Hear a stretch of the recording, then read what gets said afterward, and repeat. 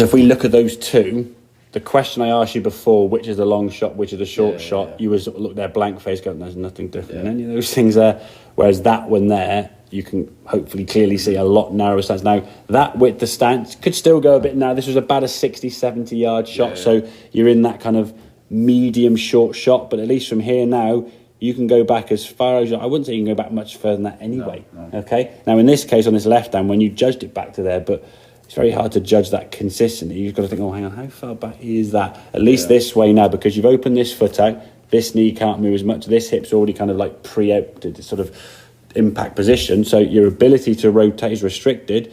So when you come back to golf ball, hands are nicely in front of impact, head's nicely behind the golf ball, and then we can twist through now to a sort of full follow through and effectively hit it as hard as you like without the fear of it going too far, because you know now, okay, I'm not able to create too much power. I think sometimes when the setup was full, you were like, oh, I don't want to go too far, so I'll just make a shorter swing. And then what will happen, so if you've gone back, I mean, in this case, you didn't go back that far, but if you say you went, for example, here because you just misjudged it, as you're coming down now, say with 3.7 there at the clock, you're hitting the golf ball at 3.99. So like a quarter of a second, you get that message from your brain and the brain goes, hey, Sam, we got too much power. And you think, oh, whatever. And now then you've got to try and take that power off really quickly.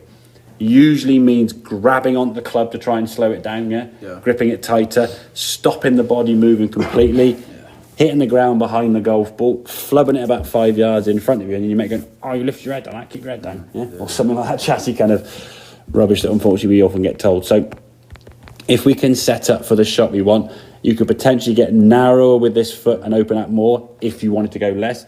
I would say it's probably if you're up to about 40 yards where you are now with the lob wedge, obviously, this sort of setup. Anything less than that, obviously the swinger's going to have to go. You can't set up so the club can only go back that far because you've got enough flexibility. So there's going to be, but at least when the swing only has to go back this far for, say, a 20-yard shot, you could still kind of, not that you're watching it, but your peripherals would be aware where that club is. You're not focused on it, but you can still see the swing kind of working back the yardage you want. The key thing on these really small shots, we'll do a couple actually jumping the chipping in there to be fair, when you finish these shots, you fully rotated here, both hips, shoulders and torso, and your arms are up there.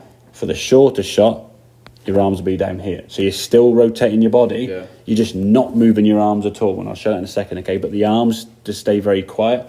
The engine always has to move, whether it's a 5-yard chip, 10-yard chip, or a 20-yard chip, up to like 60, 70, 80, full shot, okay? So utilise kind of the setup to create a position whereby you can't go too far.